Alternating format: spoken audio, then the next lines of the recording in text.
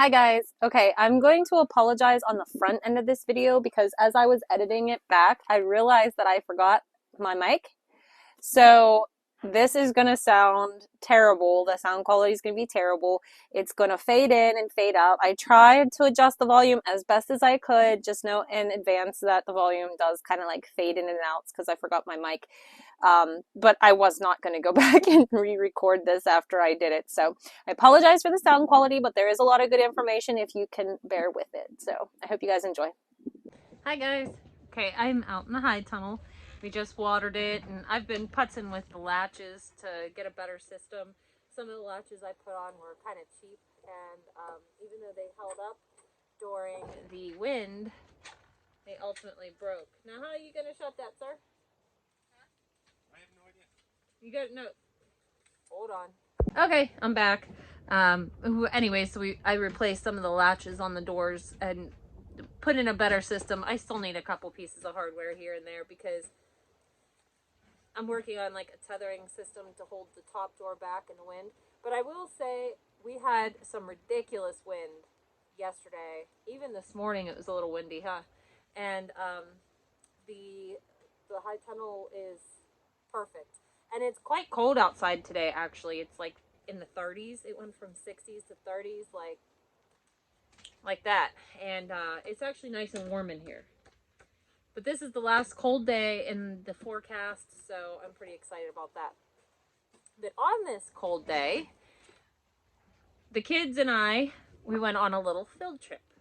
And there was a tractor dealer about 45 minutes from here. It is an orange tractor dealer. I shall leave the name out. They were having a pancake breakfast for farmers, and they were going to have their full line of haying equipment out, and they were supposed to have forage specialists there. And so we went. We went to see what they have.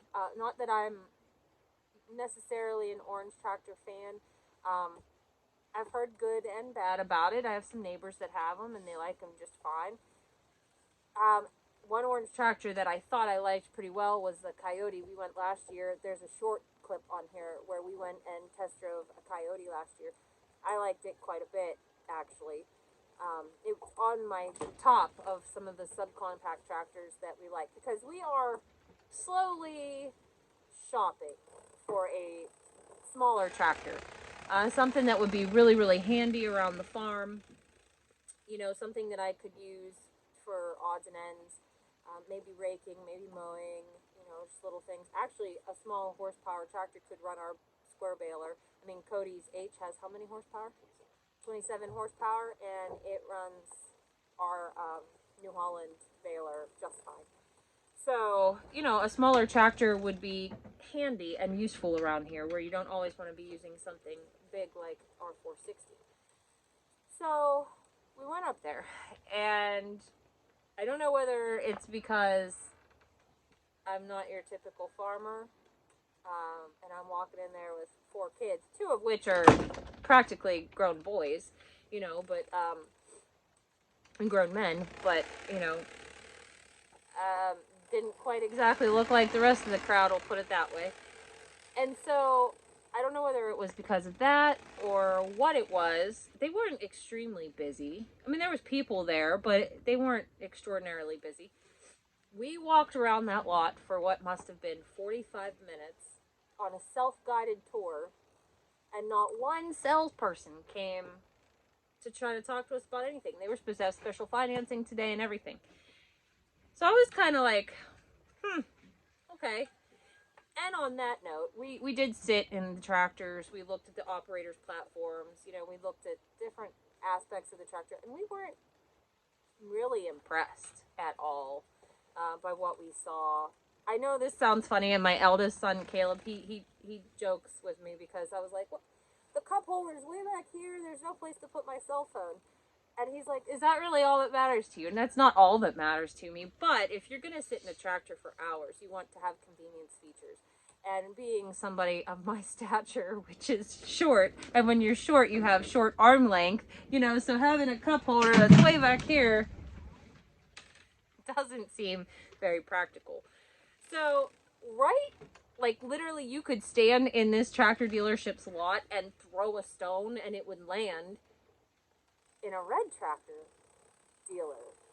And so we said, let's go over there. And so we went right down the road to this red tractor dealer. And within minutes of getting out of the truck, there was a lovely gentleman standing outside going, how can I help you today? And I was like, man, see, that's a good dealer right there. Somebody that makes you feel welcome right when you walk in. Somebody that, you know, wants to answer all your questions. Not pushy at all, mind you. This gentleman gave us all kinds of pricing, which I was really impressed with because I looked online and I thought that the pricing would be a lot higher than what it was. I was really, really, really impressed. Now, I didn't get to test drive this tractor today because it is cold and I wasn't about to do that. And I'm also not ready to sit down and sign paperwork on a brand new tractor. However, we have looked at other options before. We've test drove some different brands of tractors, and we're really doing our homework because when we buy this tractor, we want to make sure that we're getting the best tractor for our money that will suit the most of our needs. We've looked at tiny little 20 horsepower tractors. We've looked at 40 horsepower tractors and just about everything in between. We're not interested in a big agricultural tractor. I mean, well, we're always interested in them. You know, we're always window shopping, but we're not in the market for one right now because we do have the 460 and we have, you know, the H, which, yeah, it's not high horsepower, but it is a hefty tractor that can do a lot of things. You know, so we're not in the market for one of those right now. Again, we're looking for a handier tractor. So we're looking at all different options. The nice thing about the tiny tractors is that I could get in the sheep run. You know, I could just fold the ROPS down and go in the sheep run and clean that out rather than doing it manually. The 40 horsepower tractor, while it did have folding ROPS and it wasn't super, super tall, I don't think I would fit in our current sheep situation. Although the sheep situation is going to change. That's going to be a different video, I think. However, I was very impressed with all the options in this. We looked at the Massy Fergusons. They're also a Mahindra dealer. I like a Mahindra tractor, but we weren't considering those today only because the tractors that he had that were in our targeted horsepower, they all had backhoe attachments, and we're not interested in backhoes, so he didn't have one that would be available to us. But I really did like the options. We were impressed with, what were we all impressed with, Cody? We were impressed with their the 1840E, which is their economy type tractor. It had a lot of metal on it, which is impressive. You can't find a lot of tractors these days made out of metal. Most of them have tons of plastic all over. While the hood was plastic, I mean, the wheel wells and everything else was nice and solid. It was a beefy tractor, wouldn't you say? For being an economy tractor, like it had guts to it. It was nice and wide, and it was also low to the ground, which I like being on the hills where we are. The loader capacity seemed to be pretty good fare. I thought, didn't you think? It wasn't anything spectacular. Yeah, it was pretty average. What I did really like about it is it's a small dealer, and I like working with those types of people. And they have all the parts for the tractors in stock. So if something went, for the most part, if it's a pretty typical part, they're going to have it right there. You just drive the tractor up, they'll have it for a couple days, you get it right back. Which is one nice thing about dealing with a small dealer and somebody that actually makes their own brand of tractor. Now, the Massy Ferguson motor is Iseki, which is Japanese made. However, Massy Ferguson has had a partnership, from my understanding, with Iseki for a long time. So this isn't like a partnership that's brand new or anything like that. It's been around. The parts are readily easy to get. You know, they're readily available. So I really did like that because, you know, we've looked at RK tractors, Royal King tractors. And while they actually, from what I understand, the RK tractor actually has a lot of upgrades to a typical TYM. But because of those upgrades of those TYM tractors, it makes it harder to get parts. So that was one concern of ours because, I mean, to be honest with you, we looked at those orange tractors today, and I liked the RK tractor better. I really did. I liked the comfort of it. I liked the operator's platform of it. I liked basically every part of it better. I was pretty surprised, especially when you pay that higher price tag for that paint, I think is what it is. You know, oh man, I just can't get over we were there for 45 minutes and not a single person came out to say anything to us. I just can't wrap my head around that one. Anyways, what else were we impressed with?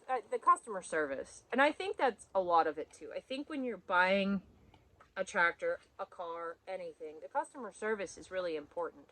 These people made it feel like if I had bought a tractor for them, that's a lifelong relationship. In fact, I left the dealership, and by the time I got home, that gentleman had already sent me a friend request on Facebook and sent me a message. And it had nothing to do with tractors. So that just goes to show you the difference. Poor business handling, poor customer service will turn somebody away so fast. I don't care how good your product is.